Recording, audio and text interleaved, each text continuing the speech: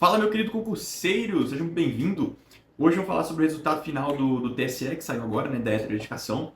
Se você não passou, esse vídeo aqui é para você. Vou te mostrar aqui, te apresentar alguns argumentos que você pode utilizar para tentar reverter essa reprovação. Vou até chegar para o meio aqui da câmera, né? Tá, meio torto. Mas, vamos embora, pessoal. O que a gente tem que saber quando a gente está falando de eletroeducação nesses concursos aí, especialmente esse do TSE, que é um concurso bem grande, com muitos candidatos, mais de 18 mil candidatos convocados para o cargo de técnico, né, para heteroidentificação. Então, foi um concurso bem massivo, assim, para fins de volume, né? E algumas coisas aconteceram, eu queria trazer aqui para vocês algumas teses que a gente usa para reverter isso na justiça, queria te apresentar, e você veja se faz sentido aí, se você tem interesse, se você gostou. Se você gostou, né, no final vai ter um formulário para você preencher, se você tiver interesse em recorrer. Mas vamos embora, vamos passar para os argumentos aqui então. Primeira coisa, pessoal, eu gosto de falar de heteroindicação, eu gosto de dividir, tá? Eu gosto de dividir os argumentos que a gente usa para falar de heteroindicação em dois. Vou tentar botar aqui na tela para você entender aqui o que eu estou pensando. Os primeiros argumentos são os argumentos de ilegalidades formais, né? Dá para chamar assim. Que são a falta de apresentação de motivação, a não disponibilização dos currículos dos integrantes da comissão de heteroindicação e a ausência, a impossibilidade, na verdade, de você encaminhar documentos complementares. Por outro lado, tem um outro argumento que eu gosto de separar, porque que é justamente a discordância quanto à conclusão mesmo da banca. A banca falou que você não tem características de pessoas pardas, você discorda, você acha que você é uma pessoa parda, sempre se declarou pardo, tudo bem, direito seu. Então esse argumento ele fica aqui separado. Eu vou passar rapidinho aqui por um e pelo outro e te contar um pouquinho sobre, né, como é que funciona isso na justiça. Bom, a primeira coisa que eu tenho para falar para você, vamos começar por esses grupos daqui, que é o da motivação, é o seguinte: toda eliminação na heteroindicação tem que ser motivada. Tá? Isso não sou eu que estou falando, isso é todos os tribunais que falam isso, todos os tribunais que falam isso. E a gente vê hoje bancas, como nesse concurso aqui, que é muito grande, fazendo coisas muito copia e cola. Não sei se você participa do nosso grupo, a gente tem um grupo, no final também vai ter um convite para você entrar no grupo. No grupo o pessoal mandou lá as motivações hoje, e de fato todos os RAs foram respondidos exatamente da mesma forma. Então todo mundo recebeu a mesma resposta. Você não tem cabelos, lábios, pele, tal, de pessoas negras, seu cabelo é fino, liso, né? Seu nariz é fino, sua pele é branca. Então todo mundo recebeu a mesma motivação. Eu fico me perguntando, será que todo mundo que reprovou tem a mesma característica fenotípica para receber as mesmas motivações? Acho que não. Então dá muito esse ar de genericidade, né? De muita coisa muito genérica, muito rasa. E só para você entender a gravidade disso aqui, vou deixar um vídeo na tela passando aqui. Se você quiser, você pausa o vídeo, você faz igual aí, só para você ver que o que eu estou falando aqui não é mentira, tá? Que é o quê? Vai no Google, escreve Jurisprudência Jus Brasil, clica no link aí que aparecer, desmarca todos os tribunais, marca só o TRF1, que é o tribunal que vai julgar o seu processo, e joga as duas palavras que eu vou botar aqui, ó: heteroidentificação e motivação. Só joga essas duas palavras e leia o que os tribunais estão falando. É uníssono no tribunal inteiro que se a motivação foi rasa, se a motivação foi inexistente, se a motivação foi genérica, isso não pode ser utilizado para reprovar o candidato num concurso público na etapa da heteroidentificação. O que a banca tem que fazer para rejeitar a sua declaração, né, discordar do seu entendimento? Ela tem que justificar muito bem justificado por que você não é uma pessoa negra, porque a sua declaração não está sendo considerada. Então não basta ela falar rasamente o que você viu aí no seu recurso administrativo. Tem que trazer uma motivação bem fundamentada, igual está passando nesses centenas de precedentes que a gente procurou aqui. E assim, são todos uníssonos nesse sentido, tem um monte, inclusive um tanto deles aí deve ser aqui do escritório, alguns deles devem ser aqui do escritório, porque a gente está há muito tempo batendo nessa tecla, tá? Outro ponto é a ausência de disponibilização dos currículos. Agora, a segunda alegação desse grupo aqui que eu mostrei no começo do vídeo. A ausência de disponibilização dos currículos dos integrantes da comissão de heteroeducação. Por que isso é importante, pessoal? Como, né, você vai saber se as pessoas que estão te avaliando são capazes para tanto, né? Se a banca não divulga o currículo. Ah, Igor, mas a banca não precisa divulgar o currículo. Precisa sim, tá lá na instrução normativa número 23 de 2023, vou deixar aqui na tela o print para você também, que fala que é obrigatória a publicação desses currículos. Por quê? Porque com essa publicação a gente vai descobrir se esses integrantes cumprem com os requisitos de estarem participando dessa comissão. Quais são? Ter reputação ilibada, residir no Brasil e, né, o mais importante aqui, ter participado de uma oficina de combate ao racismo e igualdade racial. Então essas pessoas precisam ser devidamente treinadas para isso. A pessoa precisa saber o que ela está fazendo, precisa diferenciar um cabelo ondulado de um cabelo crespo, precisa diferenciar um nariz negroide, do nariz caucasoide, pele, né?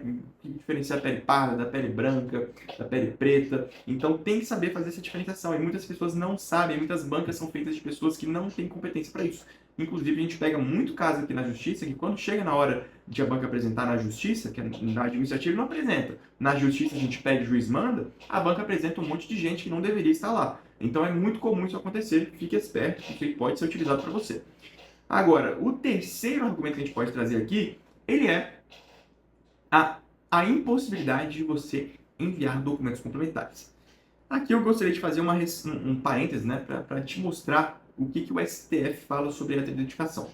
Se você parar para olhar, o STF tem um julgado, né, que foi numerado lá de ADC 41, Ação Declaratória de Constitucionalidade número 41.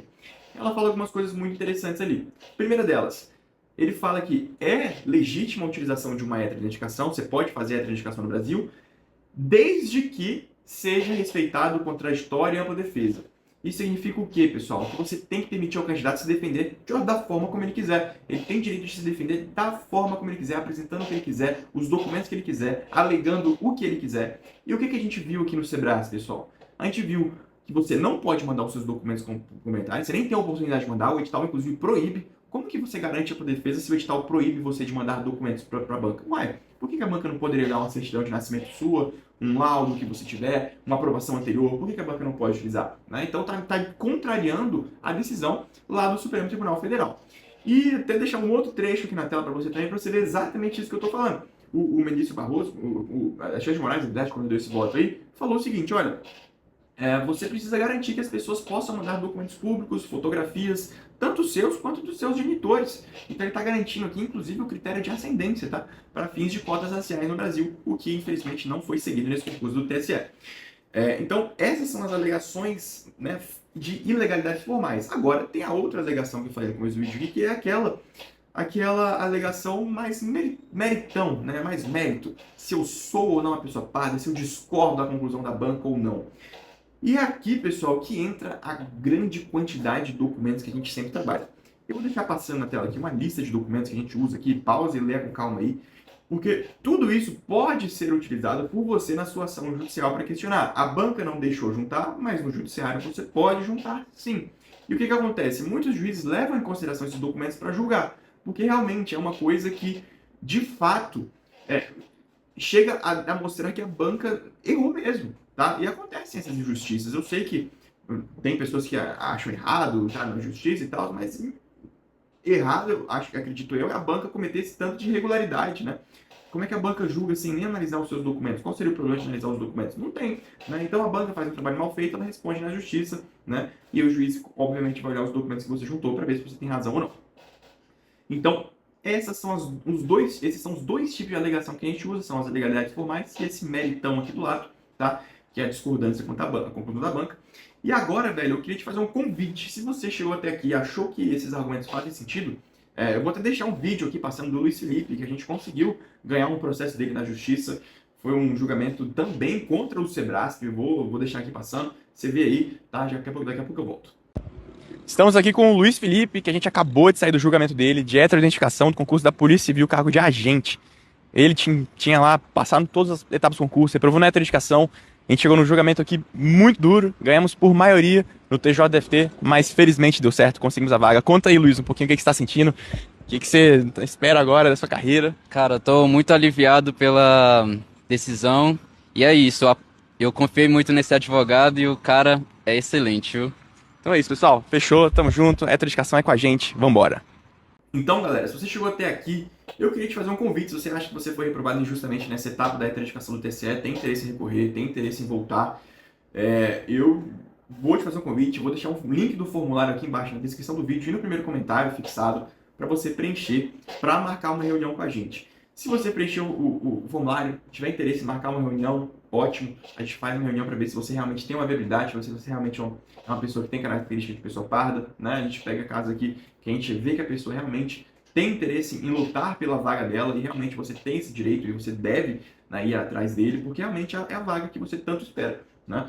E outra coisa, essa reunião, tá? É muito importante que você faça porque a gente precisa entender o seu caso. Se você tiver interesse também, é só preencher o link do formulário também, que você vai receber junto, né, com a nossa mensagem para marcar a reunião, o link do nosso grupo, tá? É só entrar no grupo lá, que você vai conseguir entrar lá com um monte de pessoas que fizeram esse concurso do TSE também estão antenadas aí com a questão da heteroeducação, de diversos candidatos, tem 500 membros nesse grupo aqui. Se tiver interesse, é só entrar lá e tô te aguardando. Valeu, aquele abração, tamo junto.